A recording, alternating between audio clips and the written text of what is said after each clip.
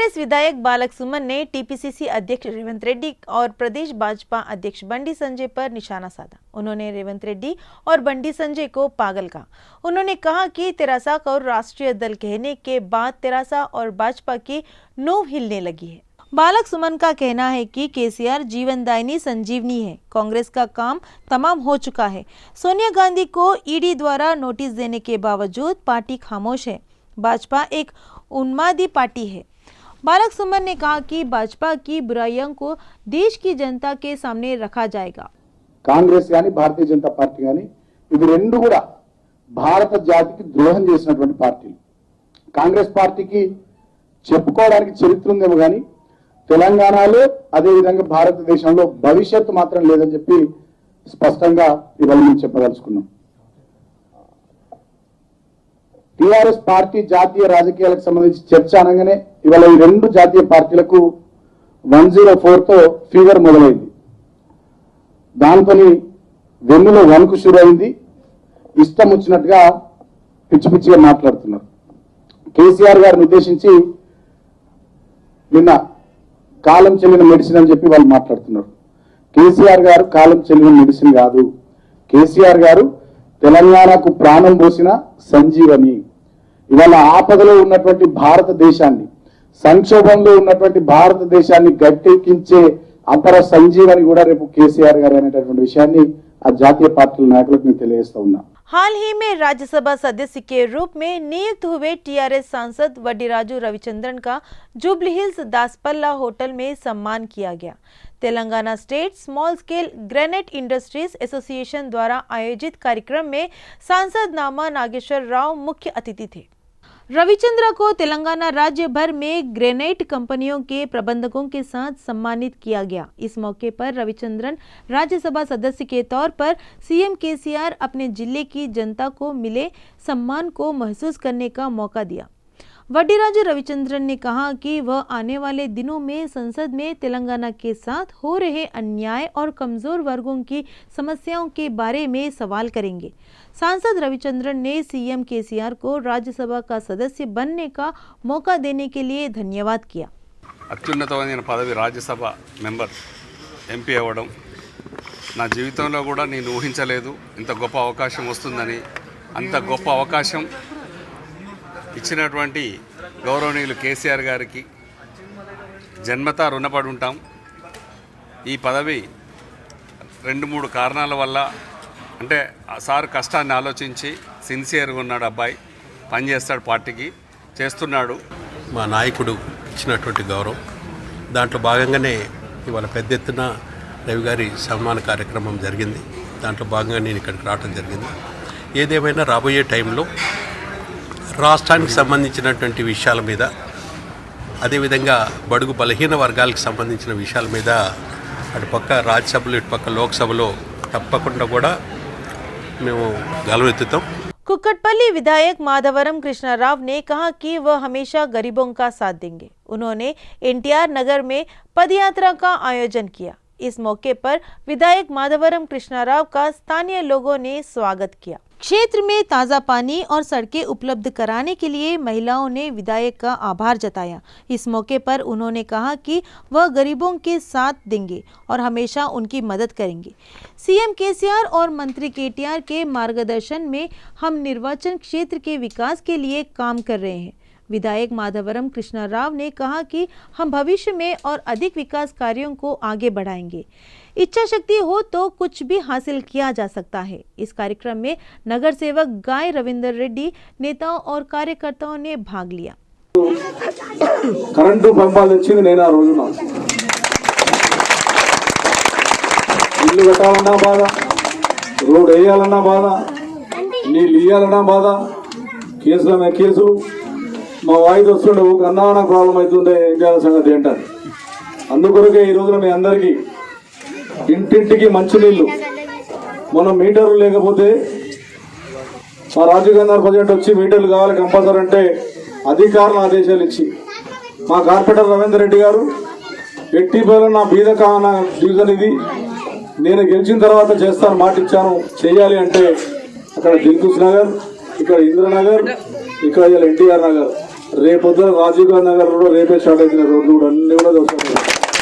మా ఎమ్మెల్సీ గారు సొంత డబ్బులతో. बाजियों प्रदेश अध्यक्ष भानु प्रकाश का कहना है कि फीस वृद्धि से अभिभावकों को आर्थिक दिक्कतों का सामना करना पड़ रहा है। फीस में 40 से 50% तक की बढ़ोतरी की गई है। इस बारे में ज्ञापन सौंपने का प्रयास किया गया, लेकिन सविता ने मिलने का समय तक नहीं दिया। सरकार ने ज्यादा फीस वसूलने वाले शिक्षण संस्थानों के खिलाफ सख्त कार्रवाई की मांग की है। भानु प्रकाश छात्रों को मुफ्त बस पास देने की मांग की। సబితా ఇంద్రారెడ్డి గారిని కలవడానికి కలిసి వినతి పత్రం సమర్పించడానికి వారం రోజుల నుంచి ప్రయత్నం చేస్తుంటే వారం రోజుల నుంచి కనీసం అపాయింట్మెంట్ ఇవ్వనటువంటి పరిస్థితి రాష్ట్రంలో ఉన్నది. ప్రొఫెసర్ తిరుపతిరావు కమిటీ సిఫార్సుల మేరకు ప్రతి సంవత్సరం కూడా 10% పెంచుకోవచ్చనే నిబంధనను మేము అనుమతి ఇచ్చామని చెప్పేసి లీకులు ఇచ్చారు. ఇప్పటి వరకు ప్రొఫెసర్ తిరుపతిరావు కమిటీ ఇచ్చినటువంటి సిఫార్సులు ఏందనేది మీరు బయట పెట్టాలా. ఫీజులే కాకుండా బ్యాగులు, పుస్తకాలు, షూజు, రకరకాల వాటి పేర్ల మీద మా దగ్గరనే కొనాలా, ఎక్కడో కొనొద్దు, లేకపోతే మేము సూచించిన వాళ్ళ దగ్గరనే కొనాలనే విధంగా నిబంధనలు పెడతా ఉన్నారు విద్యా సంస్థలు. వాళ్ళతోటి వ్యాపారం సంబంధించినటువంటి లావాదేవీల కారణంగా వాళ్ళు చెప్పిన వాళ్ళ దగ్గరనే కొనాలని మరొక విధంగా ఈ విధమైనటువంటి దోపిడీ చేస్తూ ఉన్నారు. వెంటనే ఫీజులను నియంత్రణలోకి తీసుకొచ్చి విద్యను అందరికీ అందుబాటులో ఉంచే విధంగా ప్రభుత్వం చర్యలు తీసుకోవాలని చెప్పి కోరుతున్నాం. లేని పక్షంలో పెద్ద ఎత్తున భారతీయ జనతా యువ మోర్చా ఆధ్వర్యంలో రాష్ట్ర వ్యాప్తంగా ఆందోళనాత్మక కార్యక్రమాలకు పిలుపునివ్వబోతున్నాం. मेयर कर्नल नीला गोपाल रेड्डी ने कमिश्नर वंशी कृष्णा के साथ शहरी विकास कार्यक्रम के तहत 19वें डिवीजन के निजामपेट में पौधारोपण किया। उन्होंने स्थानीय नगर सेवक कसानी सुधाकर मुदिराज के साथ आयोजित शहरी विकास कार्यक्रम में भाग लिया। हरितहारम प्रबंधन के हिस्से के रूप में पौधारोपण किया गया। इसके बाद महापौर ने संभाग के संबंधित वार्डों का दौरा किया। स्थानीय लोगों के स्थानीय स्तर पर उत्पन्न विभिन्न समस्याओं के बारे में पूछा। महापौर ने कहा कि वह मुद्दों को हल करने के लिए काम करेंगे। इसके बाद उन्होंने संभाग के बस्ती डिस्पेंसरी का दौरा किया और वहां की व्यवस्थाओं का जायजा लिया। इस कार्यक्रम में स्थानीय डिवीजन टीआरएस के अध्यक्ष सत्य रेड्डी और एनएमसी टीआरएस के महासचिव दोसांकांति वेंकटेश ने भाग लिया। हैदरनगर मंडल ने शुभोदय कॉलोनी और श्रीनिवास कॉलोनी में शहरी विकास कार्यक्रम आयोजित किया। नगर निगम के अधिकारियों के साथ नगर निगम श्रीनिवास राव ने शहरी प्रगति में भाग लिया। नगर सेवक श्रीनिवास राव ने कहा कि सीएम केसीआर के निर्देशानुसार शहरी प्रगति कार्यक्रम को सफलतापूर्वक लागू किया जा रहा है। नगर सेवक श्रीनिवास राव ने कहा कि शहरी विकास से कई समस्याओं का समाधान किया जा रहा है। शहरी प्रगति शहर में कई समस्याओं को निपटाया जा रहा है। इस कार्यक्रम में जीएचएमसी प्रभारी महेंद्र रेड्डी, जीएचएमसी एई राजीव, टाउन प्लानिंग विजय, जल बोर्ड प्रबंधक प्रशांति, पर्यवेक्षक नरेंद्र और अन्य ने भाग लिया। सरूरनगर बीजेपी पार्षद आकुला श्रीवानी दंपति टीआरएस नेताओं ने प्रति नाराजगी व्यक्त की। टीआरएस द्वारा सोशल मीडिया पर की गई टिप्पणियों का जवाब दिया। आकुला श्रीवानी दंपति ने आरोप लगाया कि दुख की बात है कि मंत्री सबिता ने इस घटना को लेकर कोई प्रतिक्रिया व्यक्त नहीं की है। टीआरएस नेताओं ने इन आरोपों के जवाब में कड़ी प्रतिक्रिया व्यक्त की। इस पर आकुला अंजन ने महेश्वर में टीआरएस कार्यकर्ताओं को चुनौती देते हुए कहा कि अगर तेरासा में उनकी चुनौती स्वीकार करने की हिम्मत है तो वे इसका जवाब दे। తిరగాలంటే భయమేస్తుంది. కనీసం సీసీ కెమెరాలు ఇన్స్టాల్ చేయండి అని ఎంతో మంది నా దగ్గరికి విన్నపాలు తీసుకొస్తున్నారు. మీరు నియోజకవర్గం ఎమ్మెల్యేగా ఒక తెలంగాణ ప్రభుత్వంలోని మంత్రిగా రిపోర్ట్స్ తెప్పించుకోండి. మహేశ్వరంలో ఎన్ని హత్యలు జరుగుతున్నాయి, ఎన్ని అత్యాచారాలు జరుగుతున్నాయి, ఎన్ని దొంగతనాలు జరుగుతున్నాయి తెప్పించుకొని తక్షణమే సీసీ కెమెరాలు ఇన్స్టాల్ చేయండి. చాలా మంది మీ కార్యకర్తలు, మీ అభిమానులు మీ చుట్టూ మీరు ఒక అమ్మగా మీకు ఒక యుఫేరియాని క్రియేట్ చేశారు. I do appreciate them. వాళ్ళు చేసింది చాలా మంచి పని. అమ్మా, కనీసం ఎలాగో ఎమ్మెల్యేగా మంత్రిగా మీరు పనులు పట్టించుకోవడం మానేశారు. కనీసం ఒక తల్లిగా ఒక అమ్మగా పట్టించుకొని దుస్తులను ఈ తప్పు చేసిన వాళ్ళను తక్షణమే కఠినంగా శిక్షించి వేరే వాళ్ళకు భయం ఉండేలా చేస్తారని నేను కోరుకుంటున్నాను. तेलंगाना में शिक्षक पात्रता परीक्षा शांतिपूर्ण ढंग से संपन्न हुई।